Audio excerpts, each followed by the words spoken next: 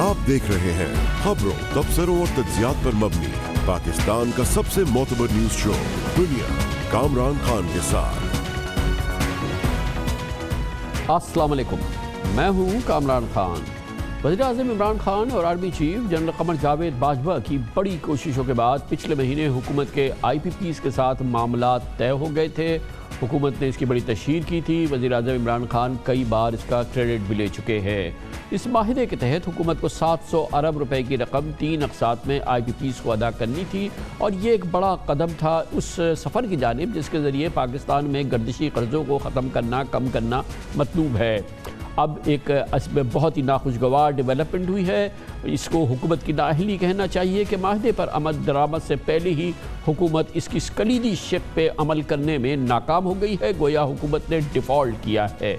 माहिदे के मुताबिक 26 मार्च तक IPPs को पहली किस्त की अदायगी की जानी थी, मगर पावर डिवीज़न ने नैब से क्लीन चिट मांग ली और आखिरी दिनों में नैब से रुजू किया और नैब ने चुप साध ली और इस तरह से हुकूमत पाकिस्तान की एक बड़ी जिम्मेदारी जो थी, जो एक बड़ा माहिदे की शिक थी, वो पूरी नहीं हो सकी और हुकूमत को की साख को शदीद नुकसान पहुँचा और मुल्क को में जारी जो इस वक्त एनर्जी मसाइल हैं उसको भी सॉल्व करने की जो हुकूमती कोशिश है उस पर यह एक बहुत ही कारी ज़रब लगी है। नैब तहकीकात की वजह से IPPs को अदा की जाने वाली 40% की किस्त जो कि 400 रुपये अरब से ज़ायद बनती है ताख़ीर का शिकार हो गई है। पावर डिवीज़न ने नैब को ख़त लिखा कि IPPs को अदायगी से कबल तमाम दस्तावेज़ात की जाँच पड़ताल के बाद उसे क्लीन चिट दी जाए और ये नहीं बताया पावर डिवीज़न ने कि अगर नैब की यही चीज़ अगर मतलूब थी तो उसको फौरी तौर पर नैब को क्यों नहीं भेज दिया गया और नैब के साथ मुसलसल इस सिलसिले में रब्ता क्यों नहीं किया गया। ये पिछले आखिरी चंद दिनों के दौरान ये बात क्यों की गई और अब ये सूरत हाल है और इसने इस पूरी कैफियत में एक बहुत ही नाखुशगवार और एक बहुत ही मुश्किल सूरत हाल पैदा कर दी है। अब से थोड़ी देर कबल पावर डिवीज़न का मौक़िफ़ ही सामने आया कि जल्दी में किए गए इक़दाम खमियाजा मुस्तक़बिल में अफसरान को भुगतना पड़ेगा। नैब को तमाम 47 IPPs का रिकॉर्ड फराहम किया गया है ताकि वह अपनी तफ्तीश मुकम्मल कर ले। माहिदे के तहत हुकूमत को इस साल 11 फरवरी को माहिदे के 30 कारोबारी दिनों में 40% या 400 अरब रुपए की अदायगी करनी थी, जिसमें हुकूमत नाकाम रही है। यानी हुकूमत के पास 1 महीने से ज़्यादा का वक्त था जिसमें वो तमाम रुकावटें दूर कर सकती थी और अब IPPs को गैर यकीनी के शिकार हो गई हैं। इस पूरी सूरत हाल की वजह से जैसे कि ख़ुद इस माहिदे में जो आज पावर डिवीज़न ने अब से थोड़ी देर कबल अपनी क्लैरिफिकेशन जारी की है जिसमें डेटाई से उसने इस डिफ़ॉल्ट का दिफा किया है, उसमें ख़ास तौर पर उसने ये मेंशन भी कर दिया है कि क्योंकि हम ये वक्त पे अदायगियाँ नहीं कर सके तो वो जो कम शरह पर जो नर्ख तय हुए थे, जो टैरिफ तय हुआ था, वो अब नहीं रहेगा और वो पुरानी शरह पर चले जाएगा। यानी कि गोया रोज़ाना हुकूमत को इस माहिदे की वजह से जो फ़ायदा हो सकता था वो अब नहीं होगा और IPP पुराने टैरिफ पर ये वसूलियाँ करेंगी। इस पूरी सूरत हाल पर बात करते हैं और इसके लिए हमने दावत दी है। एनर्जी उमूर के एक्सपर्ट भी हैं और चीफ एग्जीक्यूटिव ऑफिसर हैं शजर कैपिटल के जनाब रेहान अतीक हमारे साथ मौजूद हैं। रेहान अतीक साहब, ये बताइएगा कि ये बड़ा क्रिटिकल एक माहिदा था जो IPPs के साथ गवर्नमेंट में हुआ, आज आखिरी दिन हो गए और ये पता चला कि जी कि कल परसों जो है हुकूमत ने इसको नैब को भेज दिया है और नैब तो नैब है, उसने इसका कोई जवाब नहीं दिया और इस तरह से ये एक डिफ़ॉल्ट हो गया है। आप मानेंगे ना कि ये बड़ा एक इम्पॉर्टेंट डिफ़ॉल्ट है जो गवर्नमेंट ने किया है। जी कामरान भाई, अगर आप इसके पूरी अगर आप हिस्ट्री में जाएँ तो आई थिंक हमें देखना पड़ेगा कि ये डिफ़ॉल्ट के एक तो रीज़न क्या थे। और आई थिंक गवर्नमेंट और पावर मिनिस्ट्री की तरफ से ये बड़ी नाअहली का सबूत दिया गया है। इस वक्त अगर आप ये देखें कि ऑलमोस्ट 1 से सवा साल जो बेसिकली कमेटी आपने बनाई थी इन कंपनी से नेगोशिएशन करने के लिए, उन्होंने बड़ी मेहनत के साथ एक मुआहदे के पर पहुँचे थे। और जो आपने एक सवाल पूछा कि नैब को उस वक्त क्यों नहीं इन्वॉल्व किया गया था जब ये बेसिकली सारी नेगोशिएशंस हो रही थी। आप उसके बाद पावर कमेटी को एक लेटर आया था नैब से किसी एक आध स्पेसिफिक कंपनी की जो कि इन्वेस्टिगेशन चल रही थी नैब पे, तो उन्होंने कहा था जो आपका एग्रीमेंट है उसकी आप कॉपी हमें दे दें ताकि उसको रिव्यू कर सकें। नैब ने ये नहीं कहा था कि हम इन्वेस्टिगेशन कर रहे हैं, एक आपसे सिर्फ एग्रीमेंट्स मांगा गया।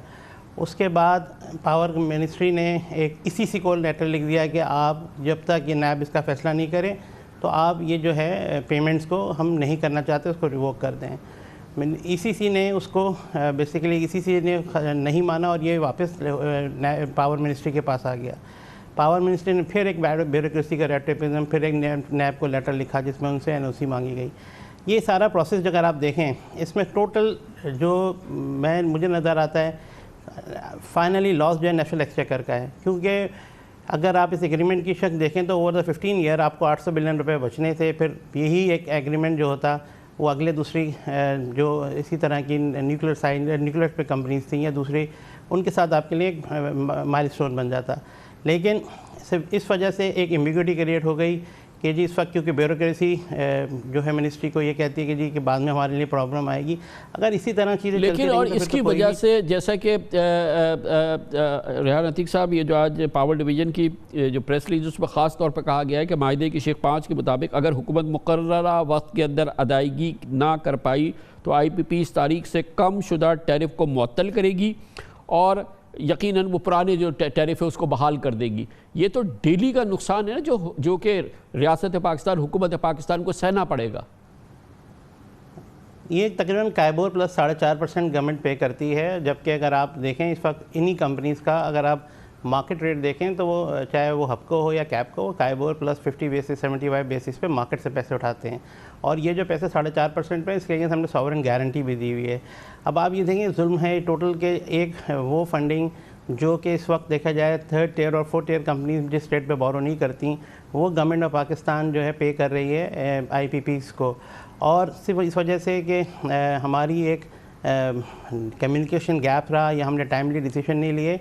और सबसे बड़ी बात यह, गवर्नमेंट अपने अगर किसी भी एग्रीमेंट से बैकआउट करती है या उसको पूरी नहीं करती तो बाकी आने वाली चीज़ों में भी आप डिफरेंट ट्रांजेक्शन की तरफ जा रहे हैं। आप इंटरनेशनल मार्केट में यूरो बॉन्ड भी इशू करने जा रहे हैं, 10 चीज़ें जा रहे हैं। कल को कहीं हर जगह एम्बिग्युइटी पैदा होगी कि आया गवर्नमेंट अपनी किसी और कमिटमेंट से तो नहीं पीछे आ जाएगी।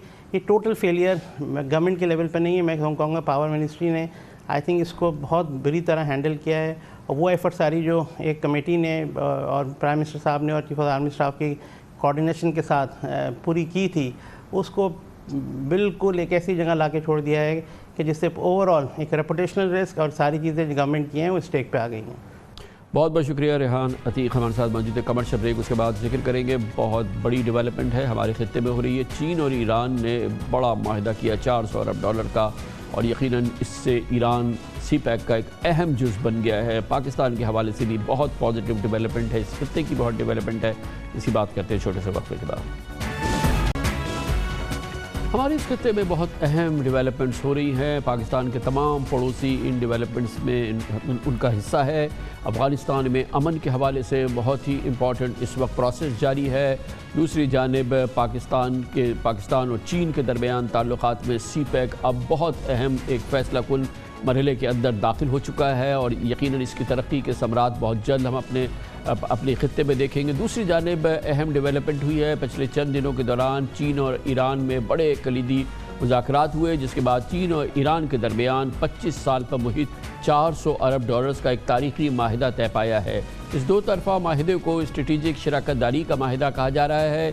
ईरान और चीन के वज़राए ख़ारजा ने तेहरान में इस तिजारती माहिदे पर दस्तखत कर दिए हैं, जिसके तहत तेल की सनत, पोर्ट्स एंड शिपिंग, तवानाई, ट्रांसपोर्ट, ज़राअत और सर्विसेज समेत कई शोबों में दो तरफा सरमायाकारी की जाएगी। इस माहिदे के लिए मुज़ाकरात 2016 से जारी थे, जब चीनी सदर शी जिनपिंग ने ईरान के दौरा किया था। ईरान और चीन के माबैन मजबूत शराकत दारी खित्ते की सूरत हाल में नुमाया तब्दीली का सबब बन सकती है। इस माहिदे के बाद ईरान चीन के बेल्ट एंड रोड प्रोजेक्ट में शामिल हो गया है, गोया कि वो CPEC का हिस्सा हो गया है। यकीनी तौर पर अब CPEC को मज़ीद तक़वियत मिलेगी, खित्ते में तिजारत को फ़रोग़ मिलेगा। पाकिस्तान को ईरान से तिजारत में इजाफे के मज़ीद मौक़े हासिल होंगे। चीन और ईरान के बाहिमी ताल्लुकात में हम पिछले कई सालों से पेशरफ़ देख रहे हैं। ईरान पर सदर ट्रंप की जानिब से माशी पाबंदियाँ थी और इससे कबल ईरान का बहरहाल चीन के साथ एक बड़ा करीबी ताल्लुक़ रहा है। तेल खरीदने वाले मुल्कों में चीन हमेशा सर फहरिस्त रहा है। ईरान के सुप्रीम लीडर आयतुल्लाह ख़ामेनी ने कहा है कि ईरान चीन जैसे काबिल भरोसा और ख़ुद मुख्तार मुल्क के साथ मरासिम मुस्तहकम बनाने की ख्वाहिश रखता है। $400 अरब के इस माहिदे के बाद ईरानी वज़ीर ख़ारजा जवाद ज़रीफ़ ने चीन को मुश्किल वक्तों का दोस्त करार दिया। दूसरी जानिब चीनी वज़ीर ख़ारजा का कहना था कि मौजूदा सूरत हाल चीन ईरान ताल्लुकात पर असरअंदाज नहीं होगी, बल्कि दोनों ममालिक के ताल्लुकात मुस्तकिल और स्ट्रेटेजिक रहेंगे। उनका कहना था कि चीन ईरान के साथ ताल्लुकात को मज़ीद बेहतर बनाना चाहता है। ईरान के सरकारी टीवी के मुताबिक चीनी वज़ीर ख़ारजा ने अपने ईरानी हम मनसब मोहम्मद जवाद ज़रीफ से गुफ्तगू करते हुए कहा कि ईरान दीगर ममालिक से ताल्लुकात के फ़ैसले करने में आज़ाद है और इन चंद ममालिक की तरह नहीं जो अपनी पोजीशन एक फ़ोन कॉल पर ही तब्दील कर देते हैं। इस पूरी सूरत हाल पर बात करते हैं और इसके लिए तेहरान में हमारे साथ मौजूद है मुमताज़ सीनियर सहाफ़ी ज़हरा ज़ैदी। ज़हरा ज़ैदी साहब, जो इसकी ब्रॉड आउटलाइन है जो इस स्ट्रेटेजिक माहिदे की, वो तो हमने बयान की है, लेकिन इसके जो जुज़ियात हैं, जो इसकी दूसरी इम्पॉर्टेंट बातें हैं जो कि ईरानी मीडिया में या चाइनीज़ मीडिया में जो ऑफिशियली वहाँ पे बताई जा रही हैं, वो कुछ हमारे नाज़रीन को बताइएगा। देखिए, ऐसा है कि यहाँ मेरे सामने जो लिस्ट मैंने एक बनाई देखी उनकी और अपने पास सामने रखी, उसमें तो मैं देख रही हूँ कि कोई फील्ड ऐसा है ही नहीं जो बचा हुआ हो। जैसे एविएशन है, डिफेंस इंडस्ट्री है, इंफॉर्मेशन टेक्नोलॉजी है और रेलवे वगैरह का जो वो है, यानी फास्ट ट्रैक रेलवे और इलेक्ट्रिफिकेशन रेलवे का, एजुकेशन है और एक्सचेंज ऑफ स्टूडेंट्स है, यानी एजुकेशन के सिलसिले में एयरपोर्ट्स को बनाना, हाईवेज़ को डेवलप करना, रेलवेज़ को बहुत ज़्यादा डेवलप करना, एग्रीकल्चर, ये सारी चीज़ें इसमें शामिल हैं। तो मतलब यानी और सारा ये जो बैंकिंग का सिस्टम है जिसपे सबसे ज़्यादा ईरान को सो परेशानी थी अमेरिका की वजह से, वो जैसे कहते हैं कि वो मसला बहुत ज़्यादा तो ये जो अमरीकी जो सैंक्शंस जो ईरान के सर पे तलवार की जो मंडलाती रहती है और ये दुनिया से कारोबार तिजारत में सबसे बड़े माने हैं, वो इस माहिदे पे असरअंदाज नहीं होंगी अमरीकी सैंक्शंस जो हैं? नहीं, अमेरिकी सैंक्शंस अब मेरा ख्याल है अब अपनी आखिरी सांसें ले रहे हैं और बहुत मुश्किल है उनका, इसलिए कि जैसा आप जानते हैं कि चीन जिस तरह डेवलपमेंट चीन में है और चीन जिस तरह डेवलप कर रहा है, तो 2028 से 2030 तक तो उसको सबसे बड़ी जिसे कहते हैं कि ताकत हो जाना है इक़्तिसादी लिहाज से।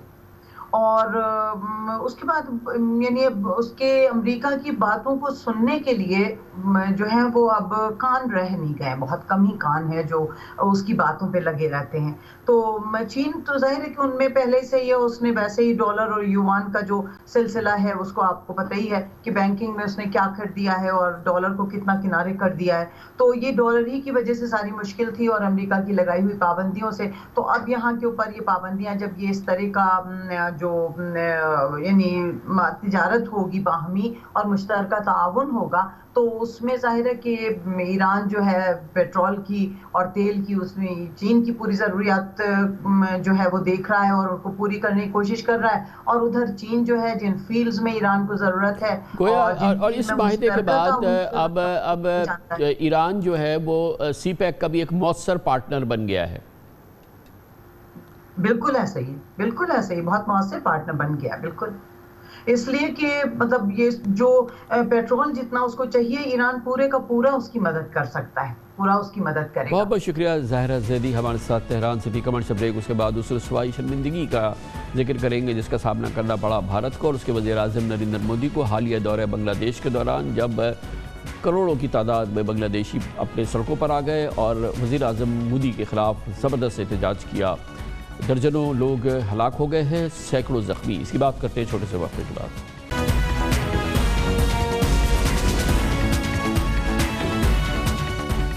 वज़ीर-ए-आज़म नरेंद्र मोदी का दौरा बांग्लादेश शर्मिंदगी का बाइस बनकर रह गया है। मोदी के खिलाफ बांग्लादेश के दारुल हुकूमत ढाका के अलावा चिटगांग, सिलहट समेत कई शहरों में बड़ी तादाद में लोग सड़कों पर निकल आए और उन्होंने सख्त मुजाहरा किया, एहतजाज किया। मोदी के दौरे पर सिक्योरिटी फोर्सेस के साथ झड़पें हुई।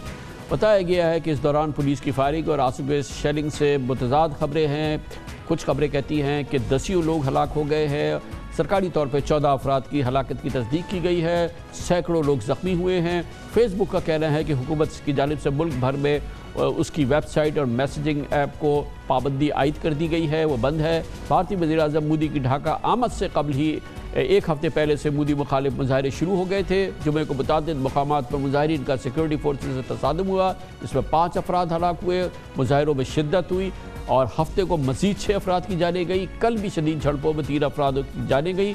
मुतअद्दिद मंदिरों पर धावा बोला गया, एक ट्रेन पर हमला किया गया। मोदी अपना 2 रोज़ा दौरा मुकम्मल करके भारत तो वापस आ गए, मगर बांग्लादेश में एहतजाज, मुजाहरों और हड़ताल में घिरा हुआ है। एहतजाजी मुजाहिरीन कहते हैं कि नरेंद्र मोदी ने 2002 में भारतीय रियासत गुजरात में बतौर वज़ीर आला मुस्लिम कुछ फसादात के लिए लोगों को भड़काया, 2000 से ज़ायद मुसलमानों के कत्ल का जिम्मेदार है। हलाकतों के ख़िलाफ़ आज बांग्लादेश में बतौर एहतजाज यौम दुआ और यौम शौक बनाया जा रहा है, जबकि मुजाहिरीन की जानिब से 2 अप्रैल को मज़ीद रैलीज़ निकालने का ऐलान किया गया है। कमर्शियल ब्रेक के दौरान आप न्यूज़ हेडलाइन देखें, जिसके बाद हम अपने प्रोग्राम के बाकी के साथ वापस आते हैं।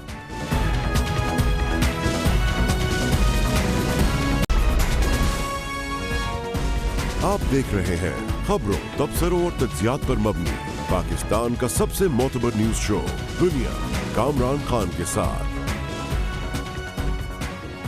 वज़ीर-ए-आज़म इमरान खान ने आज वफाकी वज़ीर ख़जाना डॉक्टर अब्दुल हफीज़ शेख को वज़ारत ख़जाना छोड़ने की हिदायत कर दी है। डॉक्टर अब्दुल हफीज़ शेख ने अपना इस्तीफ़ा वज़ीर-ए-आज़म को भेज दिया है और अब इतलात के मुताबिक इजाफ़ी चार्ज वज़ारत ख़जाना का हम्माद अज़हर के पास होगा, जो कि इस वक्त वज़ारत पैदावार है। वज़ीर-ए-आज़म इमरान खान, हमें बताया गया है, महंगाई कंट्रोल पे नाकामी पर मुस्तरब थे और उनका ख्याल था कि वज़ारत ख़जाना ने मौसर अंदाज में महंगाई कम करने के हवाले से जो इक़दाम करने थे उसमें तसाहुल बरता है। गैर सरकारी इतलात के मुताबिक हुकूमत इस बात पर भी मुस्तरब थी कि IMF के साथ जो हालिया मुज़ाकरात हुए हैं वो पाकिस्तान के लिए बेस्ट डील नहीं हुए हैं और सख्ती से पाकिस्तान के लिए जो बेहतरीन मुज़ाकरात के और सूदमंद मुज़ाकरात होने थे, शायद उस तरह से ये हासिल नहीं हो सका ये हदफ इन मुज़ाकरात के दौरान। डॉक्टर हफीज़ शेख ने अप्रैल 2019 से वज़ारत ख़जाना की ज़िम्मेदारियाँ संभाली थी। अब इत्तलात के मुताबिक, जैसे मैंने आपको बताया, कि कुछ अरसे के लिए ये वज़ारत ख़जाना का इजाफ़ी कलमदान हम्माद अज़हर के पास होगा। उनकी जगह पे हम्माद अज़हर, उनको इजाफी चार्ज दिया गया है वज़ारत ख़जाना का। जो महंगाई जो मुल्क में हुई है तो वो प्राइम मिनिस्टर साहब उस पर इतने मुतमईन नहीं थे, क्योंकि जाहिर है कि किसी भी सियासी जमात और फिर खासकर प्राइम मिनिस्टर इमरान खान जैसा शख्स जो कि हमेशा गरीबों के लिए सोचते हैं, तो वो काफ़ी उनको परेशानी थी। उनको वो इस वक्त इजाफी चार्ज दिया गया है, लेकिन प्राइम मिनिस्टर साहब हम्माद अज़हर से काफ़ी मुतमईन हैं और खुश भी हैं, और वो ये समझते हैं कि एक नई टीम, नए जज्बे, नए वलवले के साथ जो है तो इकॉनमी को अपने उस पर लाएगी, जिससे कि गरीबों को रिलीफ मिल सके।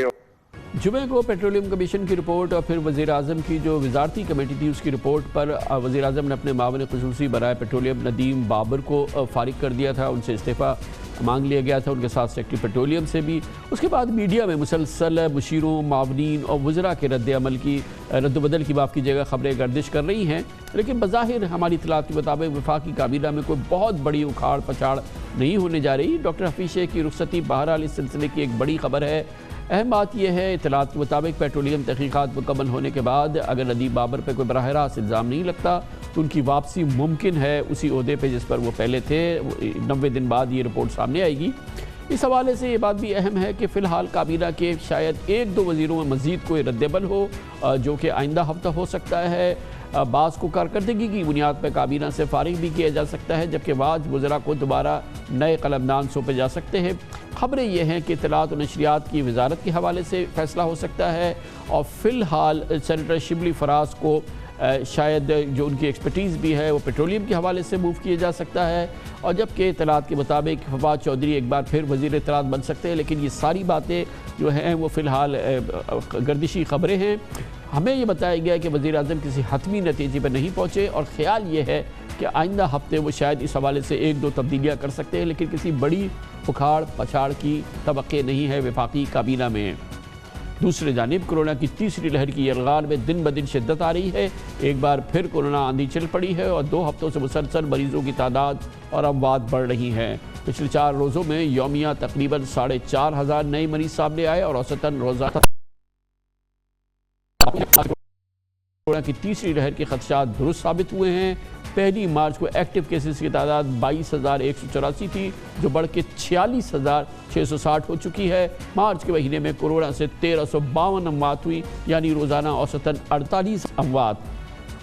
ख़ासतौर पर पंजाब, केपी और इस्लामाबाद में कोरोना काबू से बाहर है और यहाँ मुल्क के 85% एक्टिव केसेस हैं। इस वक्त मुल्क भर के 46,000 एक्टिव केसेस में 50% पंजाब में, 18% इस्लामाबाद में, 17% केपी में और NCOC के आज के आदाद शुमार के मुताबिक सवात में इन्फेक्शन रेट 23%, पेशावर में 22%, दशहरा में 19%, लाहौर में 17%, फैसलाबाद रावलपिंडी में 15% और इस्लामाबाद में 16% इस वक्त है। वज़ीर-ए-आज़म इमरान खान ने क्वारंटीन के बावजूद कौम से अपील की है कि कोरोना की तीसरी लहर इंतहाई मोहलक है। लाहौर, पेशावर, रावलपिंडी, इस्लामाबाद के हॉस्पिटल मरीजों से लबरेज हो रहे हैं। पंजाब, केपी, इस्लामाबाद के बड़े हॉस्पिटल्स के HDU भर रहे हैं। ICU में रश बढ़ रहा है। वेंटिलेटर्स की कमी नज़र आ रही है। नई मरीजों के लिए गुंजाइश ख़त्म हो रही है। बेएहतियाती ने रंग दिखाना शुरू कर दिया। पंजाब के 4 बड़े शहरों में कोरोना मरीजों को अस्पतालों में ऑक्सीजन बेड्स और वेंटिलेटर्स की कमी का खदशा बढ़ गया। मुल्तान में 67% वेंटिलेटर्स भर गए, गुजरांवाला में 60, लाहौर में 52 और इस्लामाबाद में 64% वेंटिलेटर्स पर मरीज मौजूद हैं। गुजरांवाला में 85% ऑक्सीजन बेड्स पर मरीज सांसों की डोर बहाल रखने की तगोदौ कर रहे हैं। गुजरात के अस्पतालों में 70% ऑक्सीजन बेड्स कोरोना मरीजों से भरे हैं। यकायक कोरोना की लपेट में आने वाले सूबे खैबर पख्तूनख्वा के अस्पतालों में भी सूरत हाल इंतहाई ख़राब है। पेशावर के अस्पतालों में 78% ऑक्सीजन बेड्स पर मरीज हैं, जबकि सवात में भी 73% ऑक्सीजन बेड्स खाली नहीं। पेशावर के 2 बड़े अस्पतालों में मरीजों को रखने की जगह तकरीबन ख़त्म हो चुकी है। खैबर टीचिंग अस्पताल में 98% बेड्स भर गए। कोरोना मरीजों के लिए मुख्तस 106 बेड्स में से 104 पर मरीज दाखिल कर लिए गए। हयाताबाद मेडिकल कॉम्प्लेक्स में 88% बेड्स पर मरीज मौजूद हैं, जबकि लेडी राइडिंग अस्पताल की OPD कोरोना के बायस बंद कर दी गई। इंतज़ामिया का कहना है कि इमरजेंसी के शोबे में महज हंगामी तिब्बी इमदाद और ज़रूरी इलाज मुआलजा किया जा रहा है। इस्लामाबाद में भी कोरोना की शिद्दत के बायस मरीजों की बढ़ती तादाद अस्पतालों में जगह की तंगी का सबब बनने लगी है। पिम्स अस्पताल के आइसोलेशन वार्ड्स के तमाम रजिस्ट्रारों ने इंतज़ामिया को ख़त लिख दिया। इमरजेंसी में 30 से ज़ायद मरीज बेड्स मिलने के मुंतज़िर हैं, जबकि अस्पताल इंतज़ामिया 30 बेड्स खाली होने का दावा कर रही है। पिम्स में तशवीशनाक कोरोना मरीजों की तादाद 13 हो चुकी है, जबकि ज़ेरे इलाज मरीजों की तादाद 200 तक जा पहुंची है। पॉलीक्लिनिक अस्पताल में कोरोना मरीजों के लिए 37 बेड्स पर मुश्तमिल तीसरा आइसोलेशन वार्ड खोल दिया गया। पॉलीक्लिनिक में अब तक 100 डॉक्टर्स, 120 नर्सेज और 150 पैरामेडिक्स स्टाफ कोरोना से मुतासिर हो चुके हैं। कोरोना की इस बिगड़ती हुई सूरत हाल के पेश नज़र NCOC का कल और आज भी इजलास हुआ, जिसमें स्मार्ट लॉकडाउन का फैसला हुआ है। NCOC के मुताबिक इंडोर आउटडोर शादियाँ तकरीबात पर 5 अप्रैल से मुकम्मल पाबंदी होगी और सूबों के इस हवाले से टाइम फ्रेम का इख्तियार होगा। पंजाब हुकूमत ने आज से ही हर तरह की सियासी, समाजी, सकाफती इज्तिमात पर पाबंदी लगा दी है। मास्क न पहनने पर 6 माह की सज़ा, जुर्माना, रेस्टोरेंट्स के अंदर बाहर खाने पर पाबंदी। लाहौर की ऑरेंज लाइन जबकि रावलपिंडी की मेट्रो लाइन को भी बंद कर दिया गया है। कोरोना मरीजों के मुस्बत केसेस का तनासुब 14% हो चुका है। मौजूदा लहर पहले 1 अप्रैल से वो अजला जहां कोरोना की शरह 12% से ज़ायद है, मौसर इफेक्टिव लॉकडाउन का फैसला किया गया है। ये लॉकडाउन 11 अप्रैल तक जारी रहेगा। दुकानों और बाज़ारों की टाइमिंग 6 बजे तक होगी और हफ्ते में 2 दिन दुकानें बंद रहेंगी। शादी की तकरीबात के इज्तिमात पर मुकम्मल पाबंदी होगी। इंडोर और आउटडोर किसी किस्म की तकरीबात की इजाज़त नहीं होगी। मास ट्रांसपोर्ट बंद करने का फैसला किया गया है। तमाम किस्म के होटलों और रेस्टोरेंट में इंडोर और आउटडोर डाइनिंग पर पाबंदी होगी, ताहम टेक अवे और होम डिलीवरी की सर्विस की इजाज़त रहेगी। स्पोर्ट्स, कल्चरल एक्टिविटी, सोशल व दीगर जितनी तकरीबात होंगी उन पर पाबंदी बरकरार रहेगी। पार्क्स बंद रखे जाएंगे। इस पूरी सूरत हाल में यकीनन अल्लाह ताला के फजल करम के बाद अब वैक्सीन ही बड़ा सहारा है। पाकिस्तान में 10 मार्च से अब तक लाखों अफराद वैक्सीन लगा चुके हैं। वैक्सीन लगवाने के बावजूद भी खदशात और ख़तरात मौजूद हैं, क्योंकि हर वैक्सीन की अफादियत और ताक़ीद ज़्यादा 70 से 94% तक है। महदूद पैमाने पर सही, लेकिन वैक्सीन लगवाने के बाद भी कोरोना हो सकता है, इसके शवाहिद सामने आ रहे हैं और लोगों को ये पता होना चाहिए। तशवीशनाक बात यह भी है कि भारत ने आलमी इदारे कोवैक्स के ज़रिए पाकिस्तान को मिलने वाली एस्ट्राजेनेका वैक्सीन की तरसील फ़िलहाल रोक दी है। पाकिस्तान को मार्च के अख्ताम तक एस्ट्राजेनेका की 28 लाख खुराकें मिलनी थी, लेकिन अब तक वैक्सीन आने के आसार नहीं है, जिसके बाद से पाकिस्तान का इन्हिसार चीन और रूस की वैक्सीन पर बढ़ गया है। इस हवाले से मुल्क की सूरत हाल और इसकी तफसील हासिल करेंगे। छोटे से वक्फे के बाद हमें ज्वाइन करेंगे NCOC के सरबराह जनाब असद उमर। मुल्क में कोरोना की इस ख़तरनाक लहर में जो मुसलसल फैल रही है, इसके हवाले से बात करते हैं। हमारे साथ मौजूद हैं NCOC के सरबराह वफाकी वज़ीर सूबाबंदी जनाब असद उमर। बहुत बहुत शुक्रिया। असद उमर साहब, बताइएगा कि अब हम कह सकते हैं कि इस वक्त कोरोना हमारी उसी लेवल तक पहुंच रहा है जो हमारी फर्स्ट वेव की पीक थी, अब हम कमोबेश उसी जगह पे पहुंच चुके हैं? जी कामरान भाई, बदकिस्मती से ऐसा ही है। जो हम बहुत सारे आदाद शुमार देखते हैं, लेकिन जो सबसे अहम हमारे लिए होता है वो हमारे हस्पताल के निज़ाम के अंदर हमारे जो ज़्यादा तकलीफ़ में जो पेशेंट्स हैं, जो क्रिटिकल केयर पेशेंट्स हैं, उनकी क्या तादाद है, क्योंकि वो है सबसे बड़ी हमारी जो कंस्ट्रेंट है। तो जून के पीक में जब सबसे ज़्यादा ये केसेस हुए थे तो 3300 मरीज़ हमारे क्रिटिकल केयर के ऑक्सीजन या वेंटिलेटर पर थे। इस वक्त पिछले 2 दिन से 3000 से ज़्यादा हमारे पेशेंट्स आ चुके हैं। और अगर मैं इसके साथ वो देखूं कि हमारे हस्पताल के अंदर रोज़ाना एडमिशन्स क्या हो रही हैं, बिकॉज सीक्वेंस ऐसे होता है कि कुछ लोगों को पहले कोरोना होगा, फिर उनमें से चंद की तबीयत ज़्यादा ख़राब होती है तो वह अस्पताल जाते हैं, फिर उसमें से चंद की ज़्यादा तबीयत ख़राब होती है तो वो ऑक्सीजन पे और फिर वेंटिलेटर पे जाते हैं। तो जो हमने पिछले हफ्ते के अंदर जिस तेज़ी से हस्पताल में जो लोग आ रहे हैं वो देखे, तो उससे नज़र ये आता है कि हो सकता है कि हम वो 3300 जो थी, जो जून की पीक थी, उससे भी अगले हफ्ते इससे ज़्यादा ऊपर चले जाएं। तो ये बिल्कुल आपका दुरुस्त और बहुत ही तशवीशनाक सूरत हाल है। महवर इसका जो है वो पंजाब और KP है अभी। जी, इसमें इस वक्त जो है वो 4 हम आप समझें वफाकी इकाइयाँ जो हैं उनके अंदर ये ज़्यादा फैला हुआ है। पंजाब है, खैबर पख्तूनख्वा है, इस्लामाबाद है और आज़ाद कश्मीर है। ये जो हमारे इलाके हैं इनके अंदर पॉजिटिविटी इस वक्त बहुत बड़ी भी है। सिंध के अंदर भी बढ़ना शुरू हुई है, लेकिन अभी भी निस्बतन कम है। और है ये वही जो UK वेरिएंट जो UK से शुरू हुआ था, ये वही है जो इतनी तेज़ी से फैल रहा है? जी, इसमें हमारी इस वक्त जो तज्ज़िया है उससे तो ऐसा ही लगता है कि UK वेरिएंट जो है वो एक बुनियादी वजह बनी है इतनी तेज़ी से जो फैलाव हो रहा है। जैसा कि आपको पता है कि ये जो वेरिएंट है ये ज़्यादा आसानी से फैलता है और बदकिस्मती से मोहलक भी ज़्यादा है। और जब हमने जिनोम, ये नॉर्मल PCR टेस्ट से नहीं आपको पता चलता कि ये कौन से वाला वेरिएंट है, लेकिन इसके लिए हमने खुसूसी तौर पे NIH से जिनोम सीक्वेंसिंग जब करवाई तो हमें ये पता चला कि ये इलाके जो मैंने आपको बताए थे वहाँ पे निस्फ से ज़्यादा केसेस जो हमारे पास आ रहे हैं वो ये UK के बरतानिया के स्ट्रेन के हैं, लेकिन जो हमारे जुनूब के सूबे हैं वहाँ पर ये तादाद उससे बहुत कम है। तो और वही शायद ये एक्सप्लेन करता है कि क्यों इस वक्त इन सूबों के अंदर पॉजिटिविटी बढ़ गई है और दूसरों में निस्बतन कम है। लेकिन जैसे जैसे वो लोकल ट्रांसमिशन अब UK स्ट्रेन की होगी तो हमें खदशा इस बात का है कि बदकिस्मती से शायद हमें सिंध और बलूचिस्तान के अंदर भी केसेस बढ़ते हुए नजर आए। और आपको तसल्ली है, NCOC को तसल्ली है कि UK में जब ये वेरिएंट फैल रहा था तो UK के हवाले से जो मुसाफिरों की आमद और रफ्त थी उसको हमने जिस अंदाज से चेक करना चाहिए था, आपको तसल्ली है उस पर?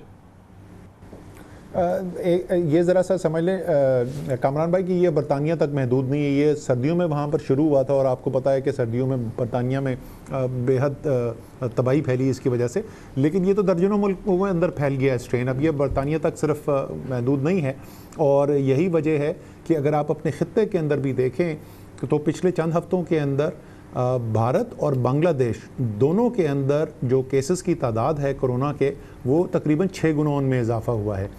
तो ये अब कई यूरोप के बहुत सारे ममालिक हैं जहाँ पे ये स्ट्रेन फैल चुका है। सो ये बरतानिया का सिर्फ नहीं है और पाकिस्तान वो वाहिद मुल्क नहीं है जहाँ पर आपको ये स्ट्रेन अब नज़र आ रहा है। क्या हॉस्पिटल्स की क्या सिचुएशन है असद भाई? ये जो खबरें आ रही हैं कि हॉस्पिटल अपनी लिमिट्स को पहुँच रहे हैं, लबलब भर रहे हैं, इस्लामाबाद से बात आ रही है, लाहौर से बात आ रही है और कई शहरों से बात आ रही है, पेशावर से आ रही है, क्या आप बता सकते हैं? इन दोनों शहरों के अंदर वाकई में बढ़ी हुई है, लेकिन ऐसा नहीं है इस्लामाबाद के अंदर कैपेसिटी ख़त्म नहीं है, क्योंकि इस्लामाबाद इस वक्त तकरीबन 60% अपनी कैपेसिटी इस्तेमाल कर चुका है, जिसका मतलब ये होता है कि ये मुमकिन है कि किसी एक हस्पताल में एक वक्त में कोई मरीज़ गया और उसको बेड ना मिला हो, लेकिन शहर के अंदर मजमूई तौर पर इस वक्त 60% पे, लाहौर इस वक्त तकरीबन 50% के ऊपर है। लेकिन बहुत सारे शहर हैं, गुजरांवाला है, आपका गुजरात है, पेशावर है, जहाँ इससे भी ज़्यादा कैपेसिटी यूटिलाइजेशन। तो हम ये कर ये रहे हैं कि साथ साथ इजाफा भी करते जा रहे हैं। लाहौर में भी इजाफा हुआ है, गुजरात में 2 दफ़ा इजाफा हो चुका है, पेशावर में इजाफा किया गया है, इस्लामाबाद में इस हफ्ते इजाफा हुआ है और अगले हफ्ते हम मज़ीद इजाफा कर रहे हैं। तो जैसे जैसे तादाद बढ़ रही है, तो एक तरफ तो सबसे ज़्यादा अहम तो ये है कि फैलाव को रोका जाए और उसमें कमी लाई जाए, लेकिन साथ साथ हमारे अपने हस्पतालों के अंदर जो कैपेसिटी है उसको भी बढ़ाया जा रहा है। ये बताइएगा कि प्राइम मिनिस्टर और गवर्नमेंट जो है वो मुकम्मल लॉकडाउन के हक़ में नहीं है और नहीं हो सकता, मगर हालात तो बहुत ही ज़्यादा ख़राब है। क्या मुख्तसर लॉकडाउन मिसाल के तौर पर लाहौर में या पेशावर में, या इसमें ये भी खारिज अज़ इम्कान आप लोगों ने करार दे दिया है? क्योंकि बहरहाल लॉकडाउन के बग़ैर ये मसला हल होता नहीं है, कंप्लीट लॉकडाउन के बग़ैर, चाहे मुख्तसर मुद्दत के लिए कर लें, मगर ये भी अब तक ऑप्शन नहीं है आपके पास। नहीं कामरान भाई, ये जो कंप्लीट लॉकडाउन वाली स्ट्रैटेजी थी ना, और ये पहले दिन भी वज़ीर आज़म ये सवाल पूछा करते थे, अच्छा 15 दिन के बाद क्या होगा, वो सारी दुनिया ने देखा, वो सब दुनिया जो है उसको सस्टेन नहीं कर सकी। जो 3 चीज़ें करने की हैं, एक तो ये कि जो हमारे स्मार्ट लॉकडाउन्स थे उनका फैलाव हमने बढ़ाया है।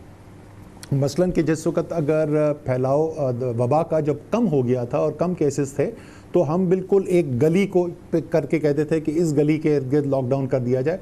अब हमने इस्लामाबाद में जिस तरीके से पूरे सब सेक्टर जो हैं वो हमने लॉकडाउन कर दिया, इसी तरीके से लाहौर को, बाकी शहरों को, कराची में हमने बाकी तमाम बड़े शहरों को जो है यहाँ से हम वो डेटा जनरेट करके डिज़ीज़ की मैपिंग के ज़रिए उनको बता रहे हैं और उनको ये हिदायत दी गई हैं कि अब आपने बड़े इलाकों के अंदर लॉकडाउन करना है। एक तो ये है। दूसरा जो है वो जो एक्टिविटीज़ हैं जो ज़्यादा हाई रिस्क हैं, जिनसे ख़तरा ज़्यादा होता है, उनके ऊपर बंदिशें बढ़ाई गई हैं।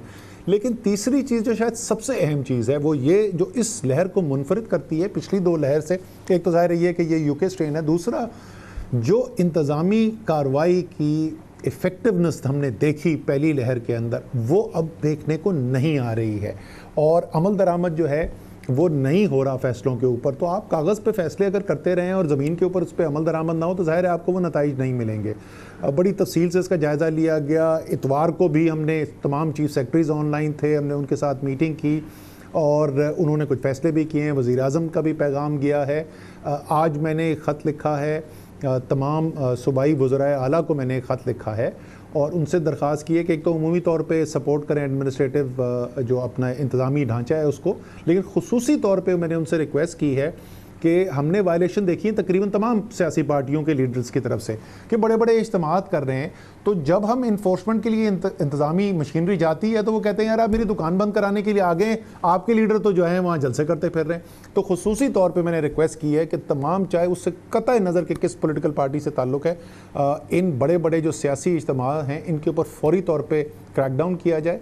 अगर ये अमल दरामद, और इंशाल्लाह अमल दरामद बेहतर होता जाएगा जैसे टाइम गुजरेगा, तो आप इंशाल्लाह देखेंगे कि ये वबा जिस तेज़ी से बढ़ती चली जा रही है इसके अंदर अच्छा ये बताइएगा कि एक तो ये तशवीश की बात कि इतनी तेज़ी से फैल रहा है, ये बड़ा मसला है। एक और तशवीश की बात यह है क्योंकि वैक्सीन ही मसले का हल है, तो वो वैक्सीन की जो हमारी आमद थी उसमें बड़ा लग रहा है कि तातुल आ गया है और जो हमारी एक्सपेक्टेशन थी कि इस माह में हमें मिल जाएंगी, जो हमें कोवैक्स से सबसे बड़ी हमें खेप आनी थी वैक्सीन की, वो हमें बताया गया कि नहीं आ रही, बल्कि उसमें तातुल हो गया, 2 महीने की ताख़ीर हो जाएगी इसमें।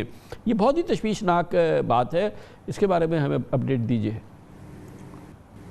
जी बिल्कुल ऐसा ही है। ये इस वक्त जो दुनिया के अंदर सूरत हाल पैदा हुई वो ये है कि यूरोप के अंदर बशमूल यूके के जो अंदाजे थे कि वैक्सीन मैन्युफैक्चरिंग किस पैमाने पे की जा सकेगी वो दुरुस्त साबित नहीं हुए। अमेरिका के अंदर वैक्सीन मैन्युफैक्चरिंग हो रही है बड़े तादाद के अंदर, लेकिन वो जो है वो अपने शहरियों के अलावा किसी और को लेने नहीं दे रही है, बहुत कम तादाद में वहाँ से बाहर जा रही है। तो तमाम जो इस वक्त प्रेशर आ गया वो चाइना और इंडिया के ऊपर आ गया। कोवैक्स ने जो पूरे एशिया को सप्लाई करना था उसकी मेन जो सोर्स थी वो इंडिया थी, सीरम इंस्टीट्यूट ऑफ इंडिया से वो आना था। तो उन्होंने हमें, अगर आपको याद हो, 26-27 फरवरी को उनकी मीटिंग हुई थी, उसके बाद उन्होंने ऐलान किया, उनकी वेबसाइट के ऊपर लगा, वर्ल्ड हेल्थ ऑर्गेनाइजेशन से भी हमें पैगाम आया कि जून तक 1,70,00,000 वैक्सीन दे दी जाएंगी और मार्च के महीने के अंदर और मार्च के अवाइल के अंदर उन्होंने कहा कि 40 लाख वैक्सीन दी जाएंगी। वो अभी तक ज़ाहिर है वो वैक्सीन मुहैया नहीं कर सके और भारत ने अभी तक एक्सपोर्ट लाइसेंस नहीं अलाउ किया है। ये सिर्फ पाकिस्तान के लिए नहीं है, बाकी तमाम जितने भी एशियाई ममालिक हैं उनके लिए भी उनकी यही इस वक्त पॉलिसी है। इसलिए हमें अब हमने एक्सेलरेट किया है, जो हम बराह रास्त इस वक्त प्रोक्योरमेंट कर रहे हैं उसकी पहली खेप जो है वो कल आ जाएगी चाइना से जो आनी है। इससे पहले जो थी वो चाइना की डोनेटेड वैक्सीन थी, वो भी 10 लाख से ज़्यादा हमारे पास आई और परसों फिर एक और खेप आ रही है। इसी तरीके से जो हम कोशिश कर रहे हैं ख़रीदने की अप्रैल के महीने के लिए, वो तकरीबन 70 लाख वैक्सीन जो हैं उनकी निगोसिएशंस हमारी हो रही हैं, काफ़ी एडवांस स्टेजेस के अंदर हैं और हम मई के ऑर्डर भी जो हैं दोबारा यही 60-70 लाख वैक्सीन का प्लेस करने जा रहे हैं। तो हमने वो जो अब हमारा फ़ैसला हो रहा है और ये पिछले 2-3 हफ्ते से ऐसा ही हो रहा है कि हमने फ़ैसला ये किया कि हम ये अज्यूम करेंगे गावी से कुछ भी नहीं आ रहा और हम खुद अपनी सारी की सारी प्रोक्योरमेंट जो है वो करेंगे। और ये ज़ाहिर है बहुत बड़ी एक चेंज थी और ये सिर्फ पाकिस्तान ने नहीं ये मुश्किल फेस की, ये तकरीबन तमाम दुनिया के ज़्यादातर जो ममालिक हैं जो ख़ुद वैक्सीन मैन्युफैक्चरिंग नहीं करते, उन सब के अंदर ये इस वक्त मसला आया है। बहुत बहुत शुक्रिया जनाब असद उमर हमारे साथ थे। कमर्शियल ब्रेक के बाद मुल्क के बड़ा दिलचस्प सियासी मंजरनामा इस पर नज़र डालेंगे। चंद दिन पहले तक तसव्वुर नहीं था कि पाकिस्तान पीपल्स पार्टी और मुस्लिम लीग नून इख्तलाफात तो हैं मगर एक दूसरे के ख़िलाफ़ अपनी तलवारें म्यान से निकाल लेंगे, हत्ता कि बिलावल भुट्टो जरदारी और मरियम भी एक दूसरे के सामने आके खड़े हो जाएंगे। इस कैफियत पर बड़ा एक दिलचस्प हम सेगमेंट करेंगे और तज़किया हासिल करेंगे छोटे से वक्फे के बाद।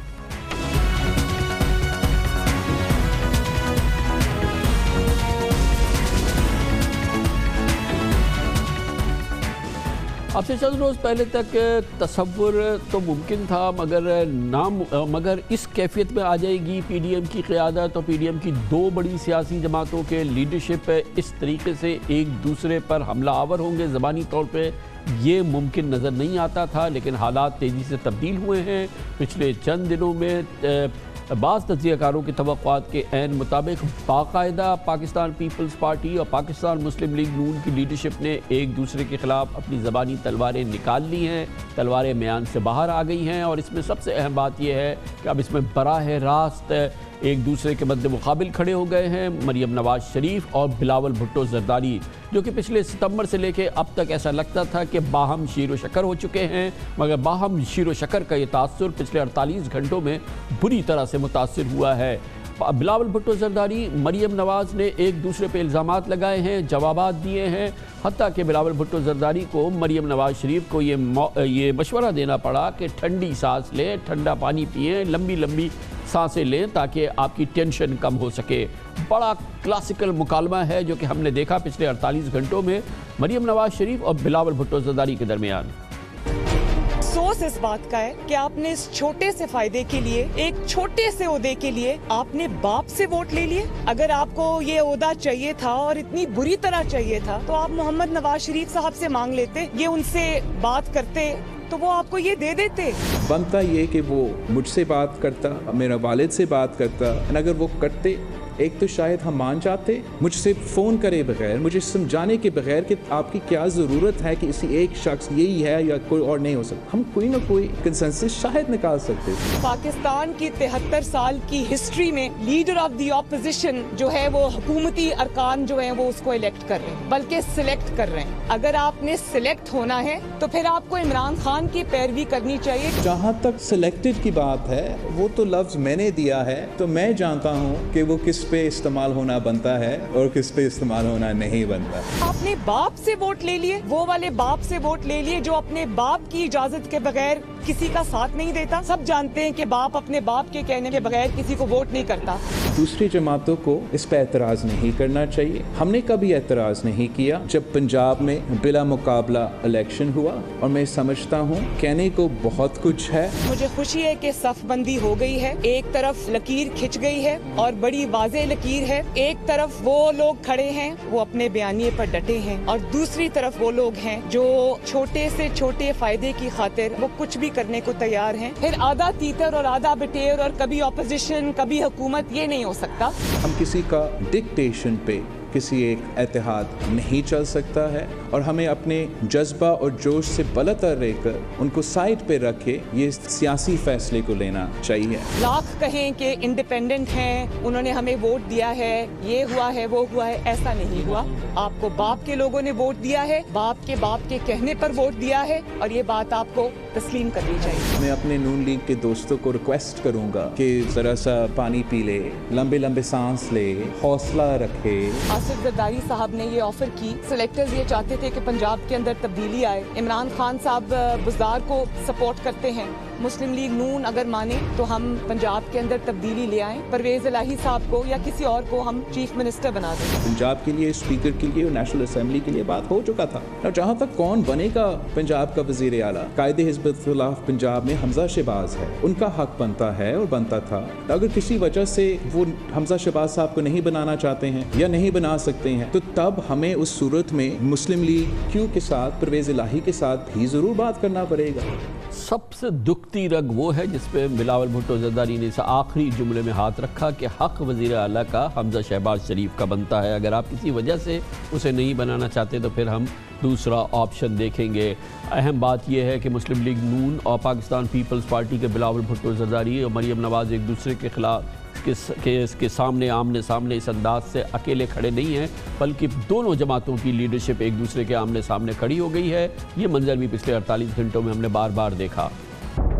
पीपल्स पार्टी किसी और के साथ सियासत करने में दिलचस्पी ले रही है। हमें ये नहीं मालूम था कि वो बाप पार्टी के साथ अलायंस करेंगे और लीडर ऑफ ऑपोजिशन लेना चाहेंगे। बाप पार्टी किसने बनाई थी? एस्टैब्लिशमेंट ने बनाई थी, और वो उनसे एनओसी लिए बगैर कहीं नहीं जाता। अगर आपने कोई प्रिंसिपल्स नहीं रखने, अगर आप बेअसूली की सियासत करें, फिर तो मैं भी सब पे भारी हो सकता हूँ। ये अजीब बात है कि जमानतों पे जमानतें इनकी हो रही हो, बलियाती इदारे इनके बहाल हो रहे हो, तो डील पीपल्स पार्टी ने कर ली है। डील खुद कर रहे हैं, इंतजाम हमें दे रहे हैं, ये मीडिया पे ना खेलें। पीपल्स पार्टी ने अपनी अपोजिशन की सियासत का आज जनाजा निकाल दिया है। उन्होंने अपने चेहरे को बड़ा दागदार किया है। आपके साथ मिलके हासिल क्या किया है? चेयरमैन भी सिलेक्टेड हो गया और लीडर ऑफ द अपोजिशन भी सिलेक्टेड हो गया। ये पता नहीं इनसे ये गलती किसने करवाई है और इन्होंने किस लालच में आके की है। अब सिलेक्टेड कहने से नहीं होता है, जो जो छुप छुप के मिले जिन जिन लोगों से, वो भी जबूरी है। जिस पार्टी की सारी जिंदगी चोरी छुपे मुआहदे करने से हुई है, जो चोरी छुपे मुलाकातों की वजह से जिंदा है, वो हमें बोलेगी कि आप ऐबदार है। लीडर ऑफ द ऑपोजिशन की जिस तरीके से उन्होंने सिलेक्शन की है, ये तो उसी बात से इनहराफ है जो पीडीएम का बुनियादी असूल है कि निजाम आइन के मुताबिक चले। जो अमल हुआ है उसे यकीनन एतमाद को ठेस पहुंची। और वो अगर छोटा ओहदा है तो फिर क्यों उस पर इतनी हरधर्मी थी? आपको इतना छोटा ओहदा लग रहा था तो फिर क्यों हमसे कंसल्टेशन में नहीं किया? चेयरमैन किसका? बाप का। वाइस चेयरमैन किसका? बाप का। लीडर ऑफ द ऑपोजिशन किसकी मदद से आया? बाप की मदद से। तो क्यों नहीं मामला तय होंगे? ये तो अब पीपल्स पार्टी तो मानती है ना, और उसी का उन्होंने अंदिया यहाँ पे भी दिया है, हमारे साथ मिलकर चलें। लेकिन अगर आपने हमारी ना मानी तो हमें तो बाप से हुक्म है, हम पंजाब में कुछ भी कर सकते हैं, तो भाई कर डालें। हमें अफसोस होता है जब सिलेक्टेड का लफ्ज पीपल्स पार्टी के लिए इस्तेमाल होता है। पीपल्स पार्टी को डील का कैफियत यह है कि अब से 10 माह कबल हिज़्ब इख्तिलाफ की 10 जमातों ने पीटीआई हुकूमत गिराने के लिए पीडीएम की बिसात बिछाई थी, मगर सियासत की शतरंज में अपोजिशन खुद ही उलझ गई। आसिफ जरदारी ने ऐसी सियासी चालें चली कि मरियम नवाज़ बेचारी देखती रह गई, बल्कि मुस्लिम लीग नून अपोजिशन में भी तनहा होती जा रही है। ये एक बहुत अहम मामला है। पहले आसिफ जरदारी ने मुस्लिम लीग नून के 83 अरकान कौमी असम्बली की हिमायत से यूसुफ रज़ा गिलानी को सेनेटर मुंतखब कराया, और फिर 30 सेनेटर्स की हिमायत से यूसुफ रज़ा गिलानी को ही सेनेट में अपोजिशन लीडर बनवा दिया। यूसुफ रज़ा गिलानी को पीपल्स पार्टी के 21 सेनेटर्स के अलावा अपोजिशन में शामिल ANP के 2 सेनेटर्स, फाटा के 2 आज़ाद सेनेटर्स, जमात इस्लामी के 1 सेनेटर और मुस्लिम लीग नून के सेनेटर दिलावर खान ग्रुप के 4 आज़ाद सेनेटर्स ने भी अपने दस्तखत से सेनेट में अपोजिशन लीडर बनाया। मगर दूसरी जानिब मुस्लिम लीग नून के उम्मीदवार आज़म नज़ीर तारड़ की हिमायत में उनकी पार्टी सिर्फ 17 सेनेटर्स सामने आए, और इसके अलावा पश्तूनख्वा मिली अवामी पार्टी और नेशनल पार्टी के 2 सेनेटर्स ने उनकी हिमायत की। इतलाक़ के मुताबिक JUIF के 5 सेनेटर्स ने मुस्लिम लीग नून की हिमायत की यकीन दहानी कराई, मतज़ाद खबरें ये भी हैं कि JUF के 5 सेनेटर्स ने सेनेट में अपोजिशन की लीडर की तकर्री के अमल में हिस्सा ही नहीं लिया। हकीकत कुछ भी हो, ये साबित हो गया है कि अपोजिशन की अक्सरियत जरदारी मार्का PDM बयानिए के साथ है। सेनेट में अपोजिशन लीडर के ओपन इंतखाब में ANP, जमात इस्लामी और अपोजिशन के 2 आज़ाद सेनेटर्स का पीपल्स पार्टी की जानिब झुकाव रहा, जबकि मुस्लिम लीग नून के सेनेटर दिलावर खान ने खुद फॉरवर्ड ब्लॉक बना के पीपल्स पार्टी के 4 आज़ाद सेनेटर्स की हिमायत दिला दी। जुमे को एक तरफ कमर जवां कायरा की सरबराही में पीपल्स पार्टी का वक्त मरियम नवाज के नाश्ते से लुत्फ अंदोज हो रहा था, दूसरी तरफ सेनेट सेक्रेटेरिएट में जरदारी सियासत अपना काम दिखा रही थी और काम दिखा दिया। मरियम नवाज और मौलाना फजलुर रहमान अलालत के बाइस अब पता चला है कि वलील हो गए हैं, कल से खामोश है और इम्कान है ये है कि अब ये खामोशी ज़्यादा अरसे चलेगी और वो बयानिया जिसकी गूंज, जिसकी गरज हम 20 सितंबर से सुन रहे थे, वो शायद अब हम उस अंदाज से ना देखें तो बहुत ही हल्की टोन में। दोनों रहनुमा अब लगता यह है कि मरियम नवाज और मौलाना फजलुर रहमान कुछ अरसा गोशा नशीनी इख्तियार करेंगे, मुनासिब अमल है। दिलचस्प बात यह है कि मरियम नवाज के आग बगोला होने और पीपल्स पार्टी से राह जुदा करने पर बिलावल भुट्टो अब उनको तंज आलूद मशवरे दे रहे हैं। सियासत के इस नए मोड़ पर और अपोजिशन सियासत के इस नए मोड़ पर हम बात करते हैं। एक बार फिर हमें ज्वाइन कर रहे हैं पाकिस्तान के मुमताज़ सीनियर न्यूज़ एनालिस्ट हैं और बहुत ही पॉपुलर न्यूज़ एंकर हैं जनाब मोहम्मद मालिक हमारे साथ मौजूद हैं। बहुत बहुत शुक्रिया मोहम्मद मालिक साहब। इस माहौल के हवाले से बड़ी बात हुई, लेकिन ये हम एक्सपेक्ट नहीं कर रहे थे कि अपेरेंटली बिल्कुल एक डैगर्स ड्रॉन सिचुएशन हो जाएगी और बिल्कुल एक दूसरे को नेम कॉलिंग शुरू हो जाएगी और बाप और ये और वो शुरू हो जाएगा। इट्स क्वाइट ड्रामेटिक जो पिछले 2-3 दिनों में हुआ है। अभी जब आप क्लिप्स दिखा रहे थे लग रहा था सियासत का कोई वो जो स्टार टीवी के सोप ऑपरा नहीं होते थे वो सोप ड्रामा चल रहा था। कामरान ये एक अननेचुरल अलायंस था, गैर फितरी इत्तेहाद था जो अपनी फितरी इंजाम को पहुंच गया है। और जब आपके लीडरान और पार्टीज मीडिया के थ्रू बात शुरू कर दें तो फिर you know where it's heading. और आज के दिन 2 आपने बड़ी मज़ेदार डेवलपमेंट्स देखी होंगी। शाहिद खाकान अब्बासी ने कहा कि देखें जो सेनेट में नंबर्स गेम हुई है तो अब तो हमारा vote of confidence no confidence move करना चाहिए सजरानी के ख़िलाफ़ पीपल्स पार्टी को। उधर से बिलावल ने कह दिया हमज़ा की चीफ मिनिस्टरशिप का। दोनों एक दूसरे को पब्लिक पॉइंट स्कोरिंग में आ रहे हैं और आपको ही पता है कि वो बिल्कुल आपने you hit the nail on the head जब आपने कहा कि बड़ी दुखती रग पे हाथ रखा उन्होंने हमज़ा का नाम लेके। और अभी बड़ी इंटरेस्टिंग डेवलपमेंट्स होंगी। अभी शहबाज साहब ने अपनी बेल मूव कर दी है, एक्सपेक्टेड है कि उनकी बेल भी हो जाएगी। और ये कोई शक ही नहीं है इसमें कि एक बहुत ओवरवेलमिंग मेजॉरिटी जो अक्सरियत है PMLN के MNAs और MPs की हमसे मुझसे मुलाकातें होती रहती हैं, वो बिल्कुल क्लैश के मूड में नहीं है। उनका ख्याल है कि मरियम बिल्कुल एक एक्सट्रीम पोजीशन पे ले गई हैं और 2-3 उनके जो ख़ास एडवाइज़र्स हैं मरियम के, जिनमें से करीबन तीनों ही अनइलेक्टेड हैं, वो एक ऐसे खौफनाक क्लैश में ले गई थी कि नोबडी एल्स वांटेड टू। और अब क्योंकि इस वक्त ऑप्शन नहीं था लोगों के पास, हमज़ा भी अंदर थे, शहबाज शरीफ भी अंदर थे, तो उनको समझ नहीं आ रही थी, बस चॉइस नहीं थी। आप देखेंगे कि जब शहबाज शरीफ बाहर आएंगे तो एक बड़ी इंटरेस्टिंग आपको कल्चरल डेवलपमेंट नज़र आएगी मुस्लिम लीग के अंदर। ये एक बड़ा एक इंटरेस्टिंग डेवलपमेंट होगा और मैं हमेशा कहता हूँ कि ये इन्वर्सली प्रोपोर्शनल है। अपना शहबाज शरीफ और मरियम नवाज़, मरियम ऊपर जाएंगी, शहबाज नीचे आएंगे, शहबाज ऊपर जाएंगे, मरियम नीचे आएंगी। ये बड़ी ही इंटरेस्टिंग डेवलपमेंट है। PDM तो खाली अब कागज़ पे है। देख हम ये रहे थे कि इन तीनों का अलायंस किस बात पे था कामरान। मियाँ साहब की सज़ाएँ, मुकदमात, उनको वहाँ से रिलीफ चाहिए था। Similarly was the case with Zardari साहब एंड कंपनी। वही केस मौलाना साहब का है, जिसको जो आहिस्ता आहिस्ता रिलीफ मिलती जा रही है वो ट्रेन से उतरता जा रहा है। उन्होंने जरदारी साहब ने डिलीवरी दे दी, कम ज़बरदस्त डिलीवरी दे दी। उन्होंने बिल्कुल PDM को सड़क से उठा के पार्लियामान और इलेक्शंस में ले आए, वॉट एवर द रीजन्स। जो सी ये नवाज शरीफ एंड कंपनी थे, उनके पास चॉइस कोई नहीं थी। मौलाना साहब अपनी डील ढूंढते फिर रहे हैं। तो इसलिए गवर्नमेंट के लिए तो इससे ज़्यादा क्या अच्छी बात होगी कि आखिरी 2-2.5 साल वो वक्त होते हैं जब अपोजिशन इकट्ठी होती हैं और अगले इलेक्शन के आने तक गवर्नमेंट को प्रॉब्लम्स देती हैं।